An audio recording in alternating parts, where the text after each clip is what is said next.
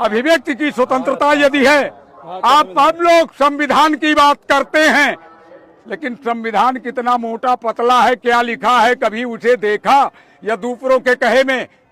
कभी कभी लोग आके हम पे पूछ लेते हैं, बाबा भगवान को देखा क्या?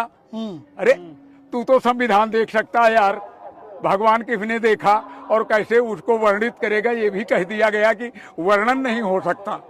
लेकिन तुम तो जिसे देख सकते हो, जिसकी बातें करते हो, जो आपकी थाली की रोटी, रोटी का वजन, रोटी की संख्या तय करता है, जो ये तय करता है कि हनुमान चालीसा यहाँ पढ़ोगे कि नहीं पढ़ोगे, यहाँ सुंदरकांड करोगे कि नहीं करोगे, इस गली से निकलोगे कि नहीं निकलोगे, तुम्हारा जुलूस नहीं निकलेगा, ये तय करने वाली पुस्तक को तो एक बार पढ़ो, इसको तो समझो पढ़े लिखे लोगों, तब फिर सनातन की ओर आओ। सनातन में तुम्हें सब कुछ मिलेगा, सब कुछ। एक होने का तरीका, सभी सीधे नहीं खड़े होते, ढेर लगाइए किसी भी चीज का, गेहूं का, चावल का, मूंग का, कोई भी अन्न, कोई भी वस्तु, तो ढेर में कोई आड़ा होगा, कोई बेड़ा होगा, कोई पड़ा होगा, कोई खड़ा होगा। ढेर होते हैं तब शेर होते हैं, और ढेर में अगर स्वतंत्र हो जाए, देखो ये मेरा दायरा, ये मेरा दायरा, तो फिर कभी एकता नहीं हो सकती। एकता सिर्फ कागजों तक सीमित हो जाएगी, औद्योगिकीकरण के काम आएगी, कागजों में लिखी जाएगी, छापी जाएगी, बोली जाएगी, लेकिन आचरण में नहीं आएगी तो नहीं आएगी। मैं तो चरणों में आपके बैठने को तैयार हूँ महाराज जी।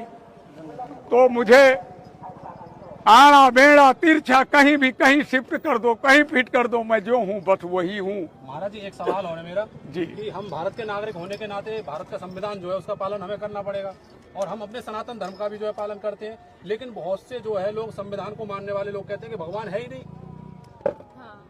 अब उन्होंने जाना नहीं, जबकि ईश्वर की शपथ सभी लेते हैं जी। ईश्वर को संविधान में भी लिखा गया, शुरुआत जहां से होती है वो ईश्वर शब्द का उल्लेख यदि है, और फिर उसे आप पालन क्या करेंगे? जब आप पढ़ेंगे तब ना।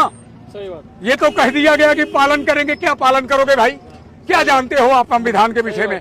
और आप चुनाव लड़ करके वहां जाओगे भी, संविधान में कहाँ कमी है, कौन सा परिवर्तन करना है, आपने अध्ययन ही नहीं किया तो परिवर्तन भी क्या करोगे?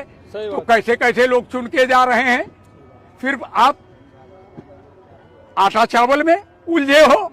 ये देश तुम्हारा भी तो है, तुम भी तो समान हो जी, समानता तो यही है। तो पहले अध्ययन करके जानो तो हम कहाँ हैं और कैसे हैं, किस रूप में रखे गए हैं। अपनी स्थितियों के अध्ययन के बाद ही आगे की यात्रा शुरू होती है।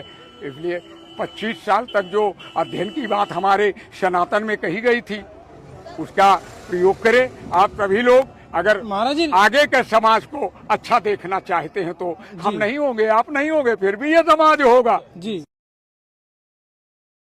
पहली बार किसी बाबा का बात मुझे बहुत अच्छा लगा।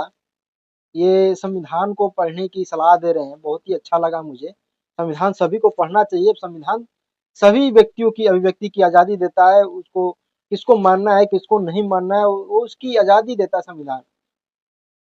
संविधान ही एक ऐसा चीज है जिसे पढ़कर बहुत कुछ किया जा सकता है, बहुत कुछ हासिल किया जा सकता है, अपनी हक की लड़ाई लड़ी जा सकती है, अपनी हक का अधिकार लिया जा सकता है।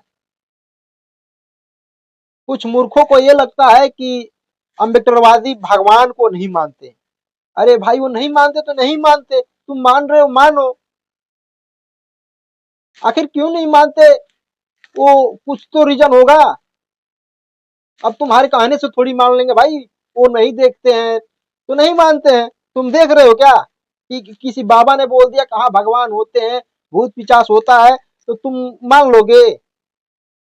संविधान तो तुम देख रहे हो, किसने लिखा है भी जानते हो। किसी भगवान को आज तक किसी देवता या कोई महापुरुष ने देखा है? हाँ, कोई भी व्यक्ति देखा है? बताओ। तुम लोग का बस रीजन ये रहता है कि अम्बेडकरवादी भगवान को नहीं मानते। भाई क्यों माने? भगवान को क्यों माने भाई? संविधान ने हम सबको अधिकार दे रखा है हर चीज से। संविधान हम लोग को जो शोषित पीड़ित वंचित का अधिकार संविधान की वजह से हम लोग को